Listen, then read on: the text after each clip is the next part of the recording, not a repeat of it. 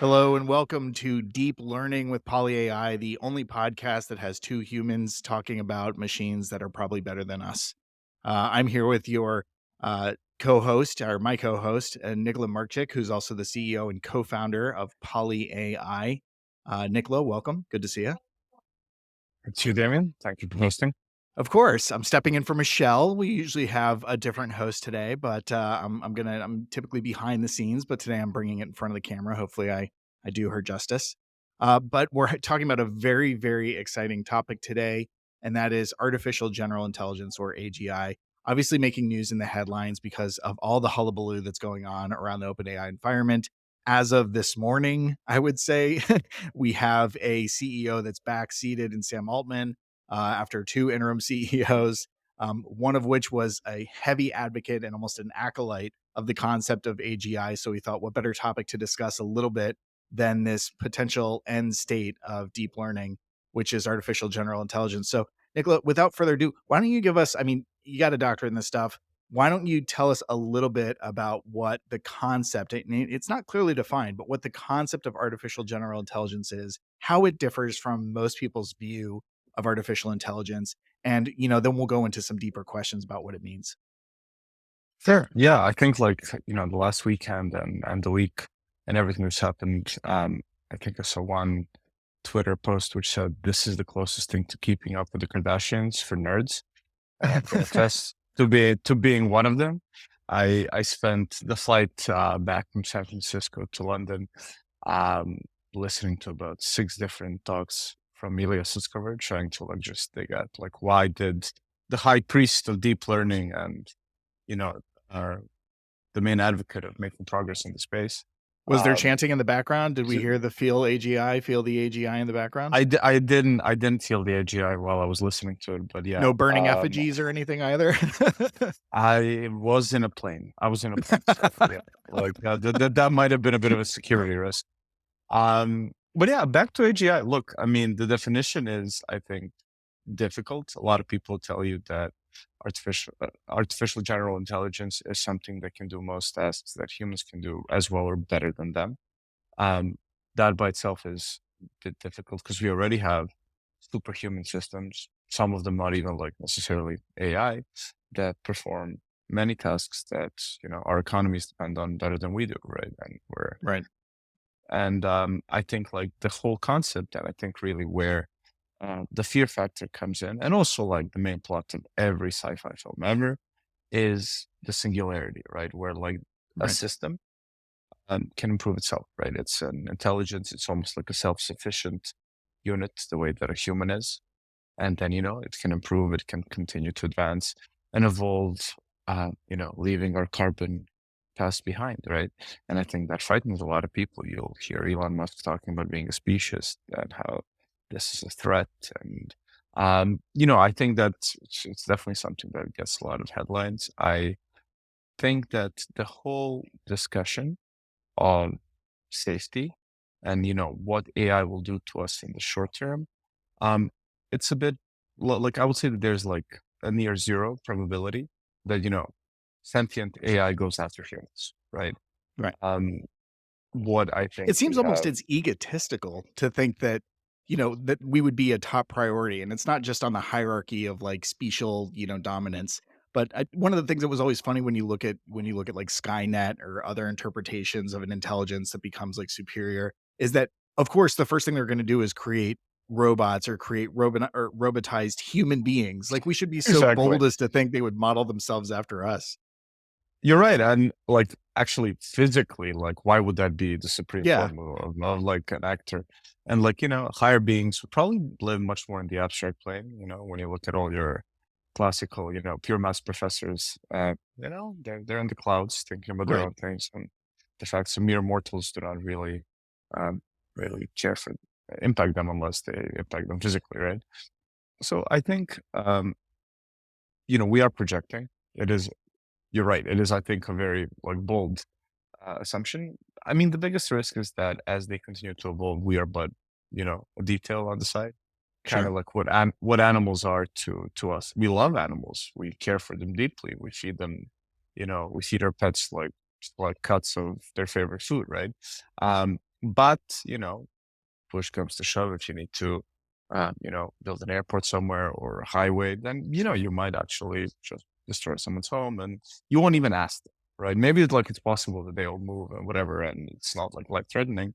But Right. the fear, I think, comes from the fact that the level of power of decision making will be such that, it will be godlike and that it will be impacting our lives in ways that, uh, well, we're not comfortable with. Well, just talking about the fear of it is obvious because, like you said, it's been fostered and sort of fed by a lot of mainstream media leading up to this point. It was always a science fiction possibility. It was never an actual possibility. But now we're on the cusp of that. Possibly even there's speculation around in social media that that's what caused the big rift in leadership. Is that Yeah. there was a question around how to govern it. What so we know that we know the sort of fears behind it. Why is it still a controversial topic? Why are we still dedicating so many resources towards moving to that state, towards discovering and realizing AGI? Well, I think that what we have is models and things that can do things we previously couldn't imagine, right? But that really means that we have a tool that can enable us to build all sorts of things that we currently are unable to build with existing resources, right? It's a resource. And that's what Sure. people wanted, right? You could have free healthcare, you could have free education, you could have better infrastructure, more optimized. Like everything could be way better than it is right now. And I'm firmly in that camp, right? I Yeah. think that we are betraying our own evolution if we don't develop technology for the betterment of our lives, right? And I think that's what everyone felt, and everyone felt a physical sense of loss when with Sam Altman, they saw OpenAI retreating from that vision. And even if it imploded and they were all gone, it wouldn't matter because I think, the genie's out of the box. Right. People see, but the fundamental insight, I do apologize for the Nikola Tesla airport Oh, yeah, about we it. didn't get a chance to Uh, ask, where in the world is Nikola today? Nikola's at the Nikola Tesla airport in Belgium, catching a flight to somewhere else. But Excellent. that's just my life. But kind of where were we? So yeah, just when you think about what people realized, and maybe just to summarize what these models are like GPT-4, right? It's a Yeah. vastly bigger version of previous neural nets that we use to, create language models and stuff that have now reached a scale where they have what people call emergent properties, where they are able to do things that you didn't explicitly train them to do, right? They're kind of learning and creating connections, inferences, right? So I think that's the really exciting bit. No one really expected that to happen. If you listen to Elias Lutzkever, right? The guy um, talks about one of the main qualities in AI research being faith, which is not what you'll hear many scientists refer to, right? And then he kind of says, it's fate that what you're doing is right. And if you believe in it, you will make it happen. And the Right. truth is, it's a wild experiment. You're committing a lot of resources on the line. You're fundraising, you're committing more and more GPUs to an experiment. And, it could just flop and give you nothing, right? And, Well, the concept of uh, faith being something that's a bit antithetical to science and the concept of true neural networks going into action, it seems like it's not a far stretch. It's hard to quantify and it's hard to measure the foundational strength of that sort of claim. But really, the human brain, as it currently exists, is a very complex mechanism. We're not using as much of it as we could. So maybe that is a totally, component. Who's going to prove them wrong? totally. Totally. And I think it's an alternative model. It's not really like AGI in that futuristic sense that people are afraid of. Right. But I think we're on the cusp of having models that, you could potentially to a GPT-5 or 6 or a specialized version that you feed the right knowledge, you could say, hey, create a pathogen that, you know, eliminates all males on the planet, right? Or you could say, be a malicious actor on the stock exchange and go crash the New York and the London Stock Exchange, right? And I Yeah. think that's what people are more afraid of. I think, when you look at the people who are more on the kind of decelerate and just slow down the whole thing, I think that's really what's on their mind, right? Not so much like Terminator going after Nikola and Sure. Damien and ending their lives because I mean, it we believes would be the itself that top 2 they, targets, I say. If there is an existential threat to the future of, AGI, it is us. It is the 2 of us right now. you think? Oh, I think You don't so. think? I mean, I'm ready to go. I'm ready to go to battle. But you I you don't know. bring I up a mean, really if you think about what we do, we're kind of the useful idiots, right? Let me help you. Let me come I've alive. been called that So my entire life, Nicola. We bring up a really interesting piece, which is, you know, you could theoretically like issue these directives, right? So the question is the concept of being able to maintain control of AGI, of a recognized or of an acknowledged and realized AGI plausible? Is it even possible in the future? We talk about the importance of, especially now with current AI models in business, in social applications, the importance of safety, and responsible use yeah, and deployment yeah. of AI. Is that even plausible with AGI? So technology is absolutely controllable, right? It has always been. Like, when you look at our systems and, how we make them deterministic, even though we use a boatload of very powerful neural nets in our enterprise product, like it's Yeah. absolutely controllable. This whole safety thing started, probably about 10 years ago when people really focusing on biases in neural nets, the fact that, um, you know, like a computer vision thing for screening individuals would discriminate um, against one race, right? And that's like actually because of the data, because we as humans are heavily biased, right? Similarly, the question to ask about controlling something like AGI is not really can we control the technology? It is can we hold ourselves back? Can we resist the temptation? Once you are, let's say you and I are like the leader of the Democrats and the Republicans, we're a bit 40 years too young for both, but hey. Um, Thank you very much. Very nice of you. and if you think about that, then like okay, my bot farm and your bot farm are creating fake content, fake stories about Sure. your 50 illegitimate children and about the hundreds of billions that have stashed away in the Cayman Islands, right? And the whole Right. thing is just exploding. Like, will we resist? I think like the next American election is going to be really interesting because the way that the internet is getting electrified now about current issues, you see that technology already being put to the test.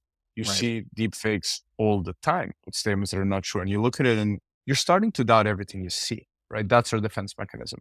Um, so like it's not really can we control AGI, but like what does a world in which you have asymmetric capabilities by different actors look like? R- Right. And that's okay. that's I think where it gets really juicy, right? Because at the moment you've got America as the global hegemon, right, and the challenged but still dominant number one power, right? Sure. Um, with a superior technology, right? So that technology can be used with devastating effect the more asymmetrical it is, right? If you think about the British Empire and the Opium Wars, I'm not sure that the British society was far more functional than Chinese society at that point, but the military technology levels were sure as hell very distorted, and it was very easy for Britain to impose very humiliating terms in China, right? So I think like what people are thinking about now, I mean, when you look at OpenAI and just that whole discussion is who do you give that capability to, right? If they themselves have something that could be used to create that pathogen or to just change the outcome of an election or something like that, well, how do you like get ready for a world in which that will exist? It will exist. You look at the open source models and they follow a curve that is like 2 years, 3 years behind, right? Now, Really? sure, Okay. like these things are really expensive and like it might be impossible for like different groups to create things that you can create with something that's been funded by billions in the US. But that's not true. There are at least a few centers of power in the world that can fund and create something and will eventually get there. So then I think the real question is just like this will happen. That's a certainty, right? Sure. And like it's not really AGI.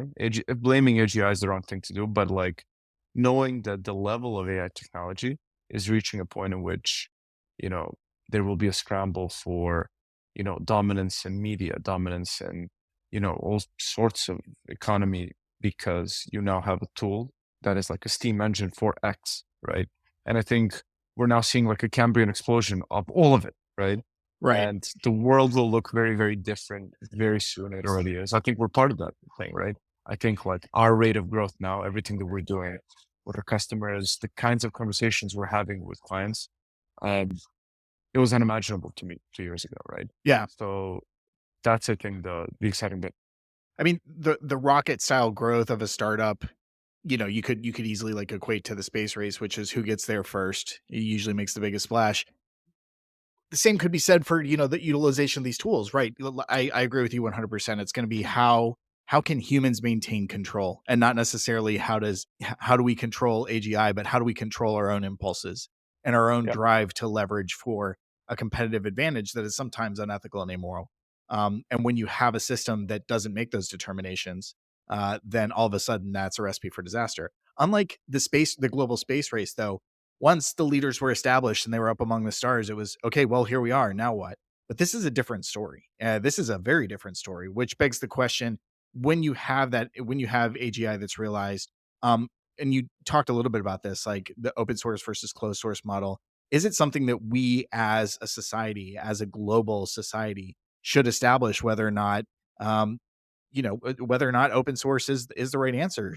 Is that something that you think that fundamentally we'll all agree on, as opposed to having closed walls and letting it be that next generation space race? I think you'll always have everyone who is not the number one player or believes they will soon be the number one player Right. advocating for open source. Um, I think this is so powerful that it is inevitable that it won't be open source at the leading edge of it. I think it's also extremely important that we make open source as closely. I mean, it really depends on kind of like how much we want to change the status quo in the Okay. world, right? And like, if you want to see the world burn, right? Well, then maybe you just think that it's worth upsetting it by releasing a thing that different parties will use in different ways and have different forms of success, right? Well, Like then you we're a could Dan say Brown that, book. We're a Dan Brown villain at that yeah. stage, and Well, I mean, but it's happened many times in history, right? If you look sure. at, say, the Russian Revolution, right?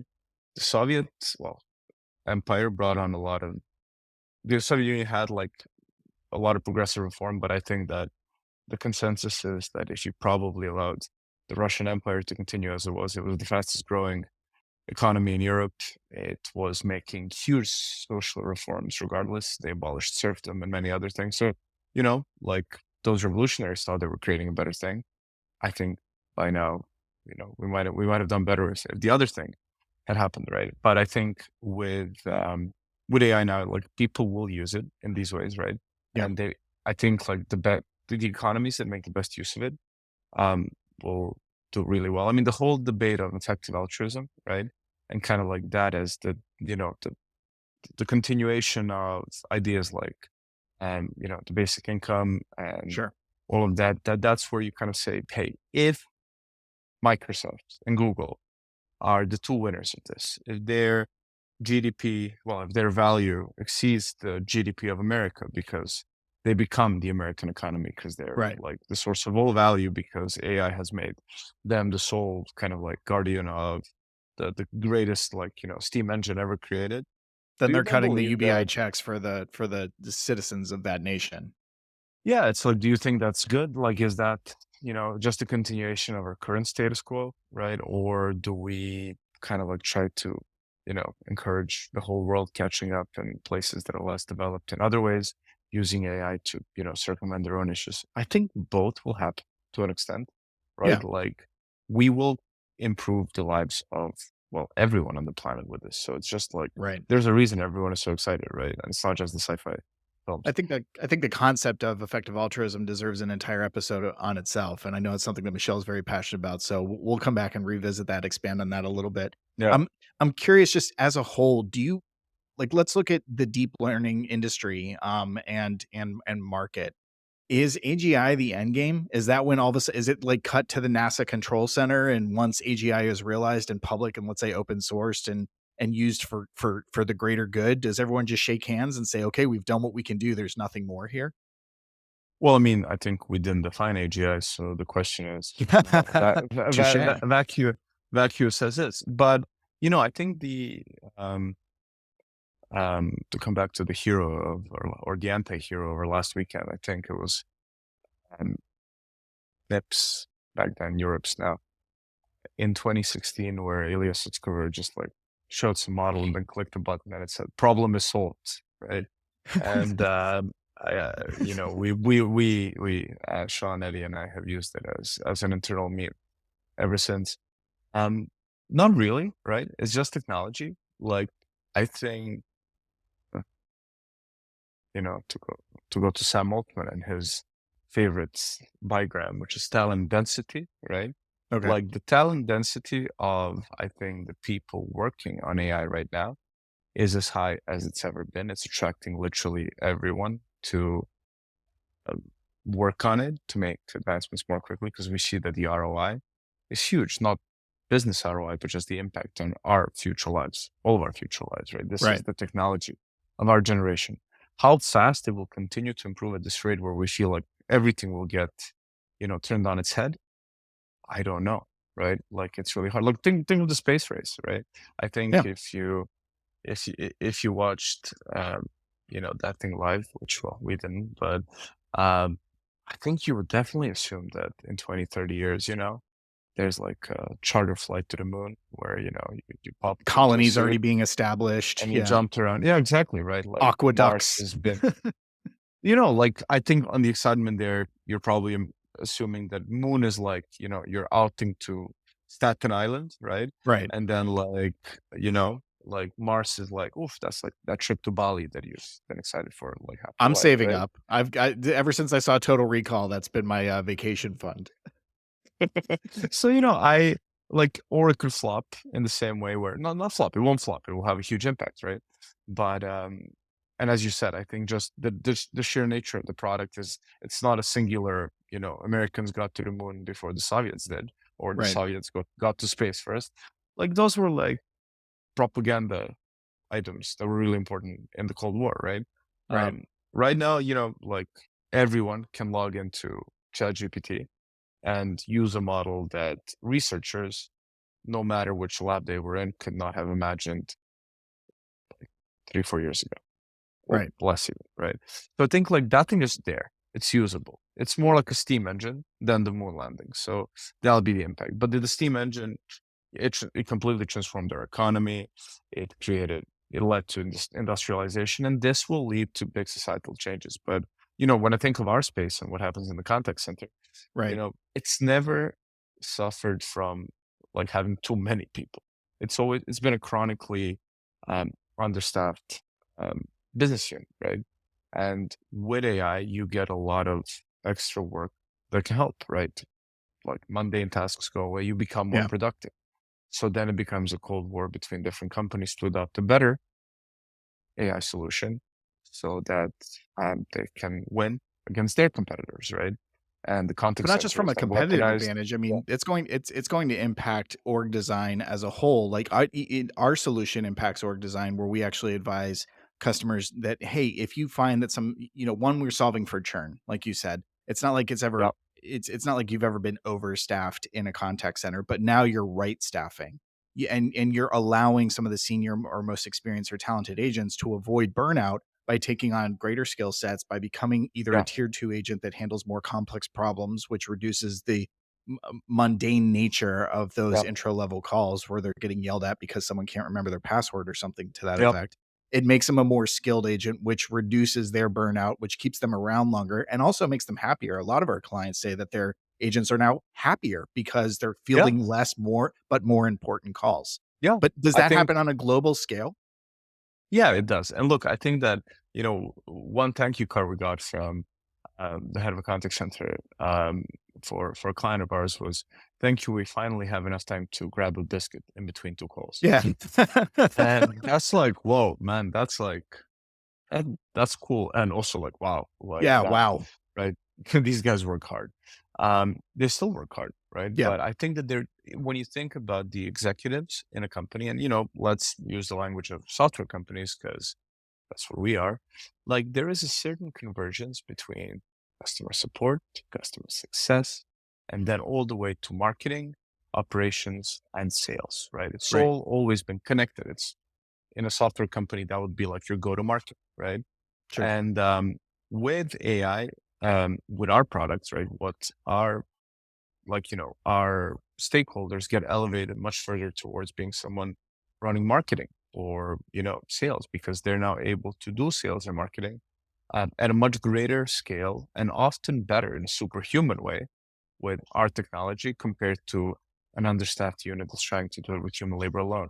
Right. So yeah, there's definitely going to be some upsets. And I think, like those countries we discussed, whichever one was first to utilize this, the contact center for a long time has been one of the main targets for AI once people got off just like, okay, it's cool. And then like, where are we going to deploy it at scale? Right. Google Contact Center AI has been like it's been called that for a while, and it's one of the main kind of like tips of the spear for Google in pushing AI into the whole space, Mhm. right?